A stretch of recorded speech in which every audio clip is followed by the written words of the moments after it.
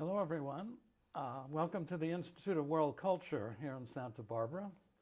I'm going to be interviewing Cynthia Lukas, who's a very distinguished filmmaker and documentarian. Before I do that, I would just like to state that the Institute of World Culture has been in Santa Barbara as a nonprofit organization since 1976, when it created 10 aims for the Declaration of Interdependence. And one of the 10 we'll focus on today is aim number 3, to honor through appropriate observance the contributions of men and women of all ages to world culture. Welcome, Cynthia. As I mentioned, Cynthia Lukas is a very successful documentarian. She's done many films, including films such as Rumi Returning, The Triumph of Divine Passion. And also, she's done documentaries on Mahatma Gandhi, including Gandhi's Gift. And now she is working on, and we'll discuss in a few minutes for sure, just completed the first of 2 on Kasturba Gandhi, the accidental activist. And welcome very much to the Institute of World Culture, Cynthia. Well, thank you, Maurice. Well, you've had an illustrious career, and I mean, you've been from theater, you've taught English writing, you did peace journalism, you've been a city councilwoman in Scottsdale, Arizona, and you've lived in many places in the United States. So through all this, what finally emerged that prompted you to become a documentarian and a filmmaker? Well, my first major career was as an educator. I was a teacher, and I've always been a writer alongside of teaching. You know, I've written a memoir, and I've written poetry, and I've written nonfiction essays, and so on. I became involved in documentary filmmaking 2 decades ago.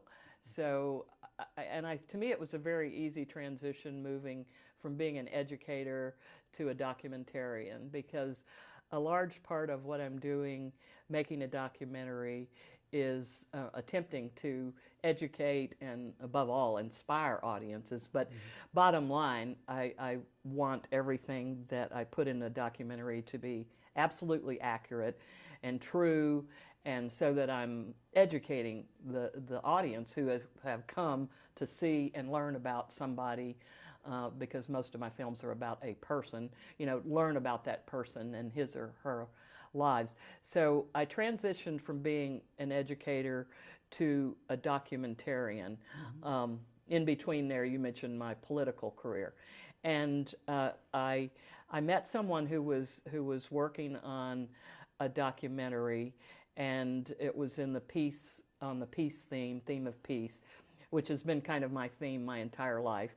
And he said, well, why don't you work on this with me? And it just fell into place that he and I worked very well together for about, maybe 10 or 12 years. And we would co-produce films, and you've mentioned several. One on the Sufi poet Rumi. Yes. We did one on the Parliament of World's Religions called Globalized Soul. And then more recently we did 2 on Mahatma Gandhi, and then this one currently on Kasturba Gandhi. The 3 films on Gandhi and Kasturba Gandhi, as well as the Rumi films, have been on PBS. So we've been very fortunate to, and now I'm very fortunate to have Kasturba Gandhi being shown, to wide audiences in the United States. And so my goal by having them on PBS was not about making, a pot of money or anything like that, but it's about reaching the widest audience. And but back to your question, that was about 2 decades ago that I started making the documentaries, and prior to that I'd been the professor. I've always seen my entire life as, in some ways, leading up to this work.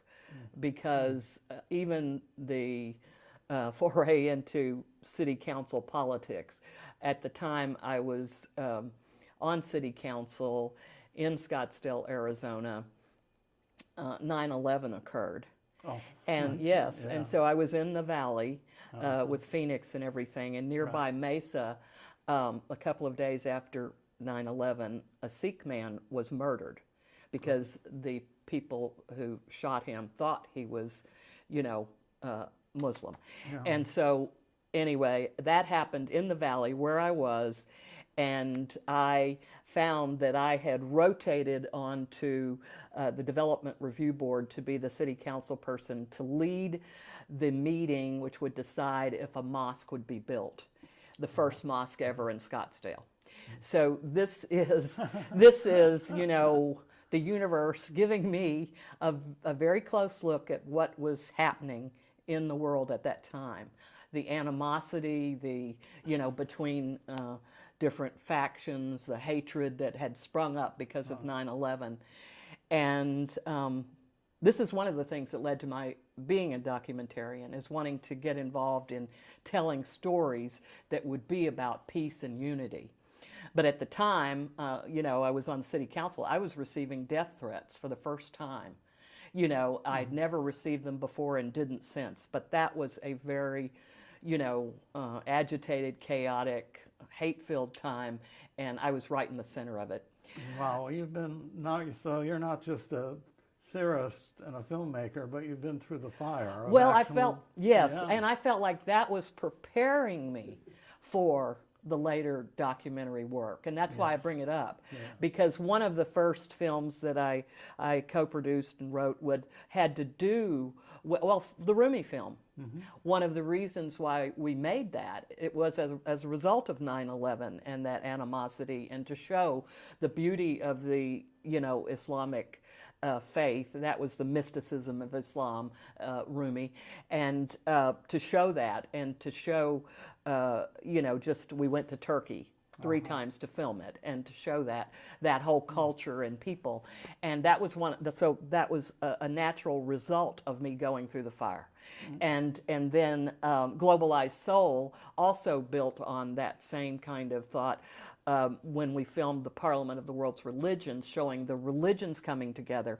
And one of the key stories in that film was going to Jerusalem and filming the Jerusalem Peacemakers, which was about a Muslim imam and a Jewish man. He wasn't a rabbi, but he was a Jewish man, and the two came together to form the Jerusalem Peacemakers, and they were doing grassroots peacemaking, which, we can still use now, right? Right. Exactly. And so they're still doing it, and really use it today. Yes, and so these kinds of world events propelled me into becoming a documentarian about these kinds of issues. Now, when you went on to Mahatma Gandhi, and then to Kasturba, for a layperson like me who's not a filmmaker, how do you go about thinking about assembling your material?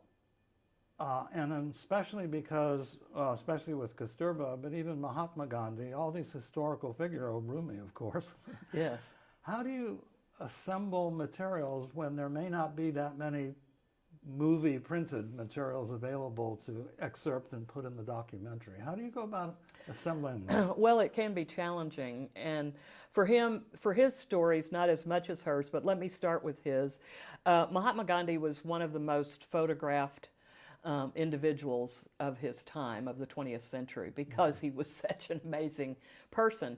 People would come from all around the world to take photographs of him, or even some footage when that became more popular in his later life, because they wanted to see this man in India and what he was doing. So there were a lot of photographs of him. So and how I was able to obtain those was through an organization, Gandhi Foundation, that contributed them toward the making of the Gandhi films. They didn't give us every photograph of him, but they allowed us to look through their catalog of photographs that they had, and they had a very extensive catalog, and choose the ones that we would like to use and give us permission. So instead of buying all of those through Getty, and they're not even all available through Getty, you know, or through the Gandhi Serve Foundation, something like that, we were given those. So that was a great blessing or gift, you know, to our. But that is one of the first things you have to do, is find out when you're making a film what's available out there. Yeah. Now with him, it's almost an embarrassment of riches in terms of the readings on him, because there's so much written about him. Right. You know, he wrote so much. And he wrote so much. And his, of course, that first primary sources, his are the most important. But on the other hand, you know, you don't just want somebody talking about himself, because there may be that, you know, lack of objectivity, although he tried his best to be objective and a truth seeker. But you know, we also read other, you know, volumes. And his letters, though, I found them very fascinating. Just to get an idea of the man is to read his letters. And of course, he wrote letters almost constantly. You know, he dictated them to one of his secretaries. But anyway, with him, so it's a matter of culling down, you know, all of that material. Now with her, it was quite the opposite. With Kasturba Gandhi, one of the first things I realized was, there's many fewer photographs. There's much less footage. Right. And there are almost no writings. That one really took me aback, but that was the nature of it. It didn't deter me. I was determined. Yes. And I also had another great gift from the universe, having been in Houston at Rice University speaking about Gandhi's gift. After that program, I was seated, just coincidentally, synchronistically, next to a woman at dinner who turned to me and said, "I've just written and finished the first biography of Kasturba Gandhi." Oh. And I looked at her and I thought, that's quite interesting, because I've been wanting to do a documentary about her and not finding much written at all. But anyway, I found this woman who had started the research decades before, but was just completing the book because she had been taking care of her mother at home, who needed very intensive care. So it was a very interesting story, because of course Kasturba is called Ba, or mother, and here this woman had written the first major biography of Kasturba, mother, and she had not completed it for decades because of her own personal situation with her mother. But she'd written this very extensive biography that from which she had interviewed 500 people who knew Kasturba Gandhi. Now, how many biographers can say that they have interviewed 500 people who knew the person? In this case, knew her. They knew her from, you know, her work in the freedom movement. They knew her from everything that she did. And if you've seen the film Kasturba Gandhi, Accidental Activist, you'll know she did a lot. And they knew her from this work. They knew her one-on-one. And here, this biographer had talked to all of them to find out what she was like, because there's not that much written about her outside of this. Exactly. And so my question is, what was it that made you interested in Kasturba? You had done 2 on Gandhi, but you spoke to someone, or there's something, you had an intuition that, well... It was the Mahatma. The Mahatma gave me the idea. I was researching one of the 2 films on Gandhi, and I read his statement, "My wife became my guru. She taught me the lesson of nonviolence." Oh, wow, yeah. So he told me. And I thought, wow, because I knew about other mentors and other sources of his own inspiration, such as Tolstoy and Ruskin and Rauschenbai, the Jain mentor that he had. And his mother was very important to his spiritual growth. But now I was reading about the importance of her, not just as his wife, but as a teacher of nonviolence. And I was, I sat back in my chair because I knew that he was the master of nonviolence. And, here was his wife helping him learn about that. And I knew that was the story of the first part anyway. And so I knew I had to make it. Right. And your title is Accidental Activist. So at first, and they got married very young, especially according to Western standards. Yes. And neither of them at that point really knew that they would be unfolding into these roles. That's right. And so that's what must have made it very interesting to discover at these critical points, how did they grow? And in your documentary, it's very interesting how they grow into this, first by literally being a husband and wife and having their quarrels and all of that, and then somehow later kind of transcending this for the greater good, for humanity and for the nonviolent movement. That's a very good description of what happened in their marriage. They both evolved each other. Mm. He learned from her about nonviolence and how to embody nonviolence. And that's what she did, is in these quarrels that you mentioned between them, she managed, right from the very start of their marriage, to stand up for herself, not to give in her point of view if she didn't believe in that, but to a dictatorial type husband, and that was the patriarchy in India. Yes, very young. And in India, it's very patriarchal at that time. Yeah. And so he was telling her everything to do, and she, things that she disagreed with, she disagreed, and she stood up for herself. But she did it, he noticed, in a very loving way, and she didn't do it with resentment. She didn't hold grudges, well, he told me, for weeks later, the way some people can hold grudges. And no, she was not like that. She disagreed with him, she stood up for herself, but she didn't do it in a mean or hateful or resentful way. And he realized that this is a way that he could later oppose the British, in their colonialism of India, taking over India, and even before that in South Africa, he was beginning to learn that, he could stand up for his own rights and Indian rights, but in a nonviolent way. And so she sort of gave him the last piece of this puzzle he was putting together about nonviolent methods or strategies, because she embodied it. And he saw that in action. And of course, that's the best teacher, is by example. And she taught him. And, and then the light bulb went off for him, and he realized that that could be done, and he could do it, and others could do it. Anybody can do it who knows how to have nonviolent communication and just nonviolent resistance to something that you feel is unjust. You can stand up against it, and you don't have to be violent. Yeah. You can do it in that. And so that's really the kernel of how she taught him about nonviolence, is by being it.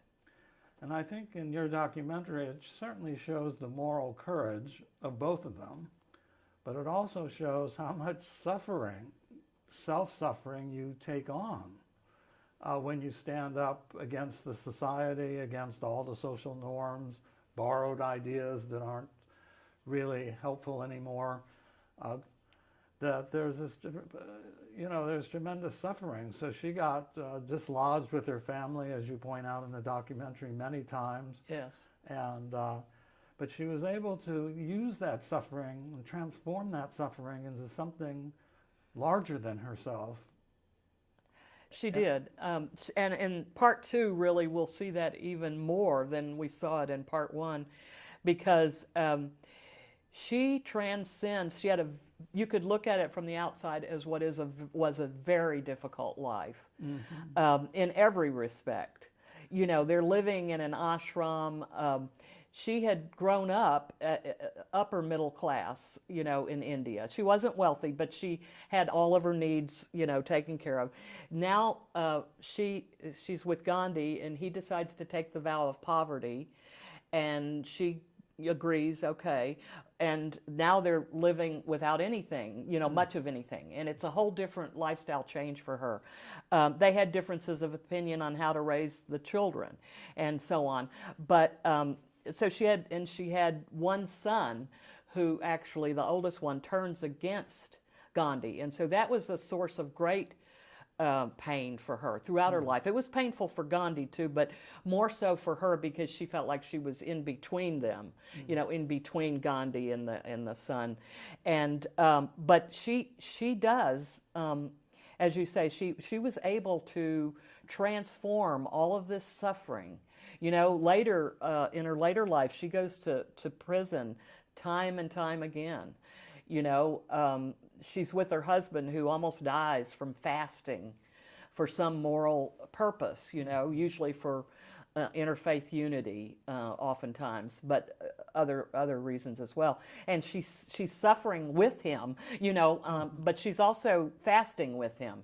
That's not talked about much, but she's fasting whenever he is, you know, but she's taking care of, she has a lot of suffering in her life, and yet she is able to transmute it into a joy through her service, you know, because she sees that as her higher goal, and of course his too, but she's able to transmute her suffering by helping others, because there's a great joy in that, in helping others, in the service of others, and that's what both of them do just tirelessly in the second halves of their lives. I mean, it's almost unbelievable what they do. If it weren't, you know, written down, and we didn't have photographs and, you know, accounts of it, it would almost be unbelievable what they did to help others. Well, as an educator, I'm sure you hear, well, that's good, but that was 80 years ago or whatever it was. But we do have people, in fact, excerpts in your documentary of Gandhian activists. I'm thinking, of course, of people like Vandana Shiva, who you know very well. And do you have any thoughts about, as an educator, how this documentary, when it starts to link up with current Gandhian activists, could really be helpful as it spreads to a wider population? Well, you know, in addition to her, I think another Gandhian activist, two others are in my film. Ela Gandhi is still an activist in South Africa, and Rajmohan Gandhi also. Yes. You know, but I think what I'm trying to do in the film too, in both of them, is to link the stories of that are in Kasturba's story, her story, with modern day activists. And so in the first one, I do show a whole, you know, panoply of women activists, showing how they're following in her footsteps, and many of them are current. And I do want to make that connection, because it is important. I agree with you. You know, if we just say, well, that's an interesting historical story, then to me it doesn't go anywhere. And that's why I have put Vandana Shiva in there, and also because I think she's brilliant, and I think she's very important to the worldwide, you know, environmental movement. I mean, she's a key figure, if not the key figure, and but also I draw in these other women who are unnamed, but they're out there working, you know, on climate change. And so I show them at the end. I show a young woman from Standing Rock, you know, from that whole protest. I show Black Lives Matter movement figures, and they women, because it's important to see the connection. Both of those movements were nonviolent movements. And, you know, there were 90 or so in the 20th century of nonviolent campaigns that were successful. And nonviolent campaigns in the 20th century were twice as successful as violent campaigns. And the new cutting edge research also shows that that the campaigns that had women involved in them in a great manner were more successful than the ones without women. So and I've got brand new research, which I'm actually not going to mention right now because I want you to hear about it in part 2, but more research about that I've discovered through some professors working in Boston that, you know, women's importance to nonviolent campaigns, and it can't be overstated.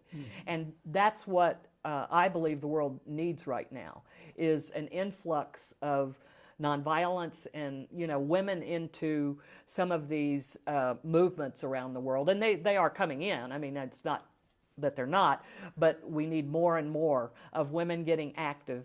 And, you know, just like in Gandhi's day, stepping outside of the domestic sphere, which is, you know, and their own work sphere, because I know a lot of, you know, many women work, if not all now, but outside of the home. But stepping outside of those spheres to be involved in the political, which is a nasty word for some, but, you know, Gandhi tried it, and he brought spiritual principles into politics. And he said politics is like wrestling with a snake, but somebody has to do it. So women have to we have to get our hands dirty and get in there and wrestle with that snake. Well, I think doing some of these documentaries and assembling it all and getting everything together and getting the clarity that you've gotten is almost like wrestling with a snake. Well, it is. It is. There are so many moving parts. I like to think of it as a collage, really, in some ways. You know, there's this, and there's this, and there's this, there's this, and it all has to come together in a coherent, clear, you know, manner. And it takes a lot of, you know, writing, a lot of revision, again and again. You know, I write a script, and I'm in the process of starting the script for Kasturba Part 2, which Compassionate Activist is going to be the subtitle for that. And that script will be rewritten again and again as I start to put together the visuals, the audio, the music, you know, all of that. It all has to then the script is changed, the narrator's changed. And so the narrator is probably one of the last things I'll do because the narration will change so much. With the Gandhis, it's so challenging to fit their lives in an hour or even 2 hours. And that's one of the challenges, to really, you know, condense it down. Get to the because essence. They did so much. It was all so important. And yet, what is the most inspiring? What is the most true? You know, distilling all of that down. It's all a part of the process. But so many moving parts. It's almost overwhelming when I think about it. So I don't think about it much until you ask me that question. Well, you are very inspiring, and we want to thank you for giving your time here for this interview. And if people want to purchase or see the Gandhi documentaries on Mahatma Gandhi and Part 1 of Kasturba, where would they go? Well, they would go to my website, www.kasturbagandhi.org, and I'll spell that, KASTURBAGANDHIA.org, kasturbagandhi.org. And they're all on there, and more information about, you know, my programs. If anybody wants to have a program, just, you know, they can contact me through the website. Great. We want to, on behalf of the Institute of World Culture, we just thank you so much. And we look forward to continually seeing your documentaries, including this evening here in Santa Barbara. Well, you're very welcome, and I really think highly of the Institute of World Culture and what your mission is. Great. Thank you.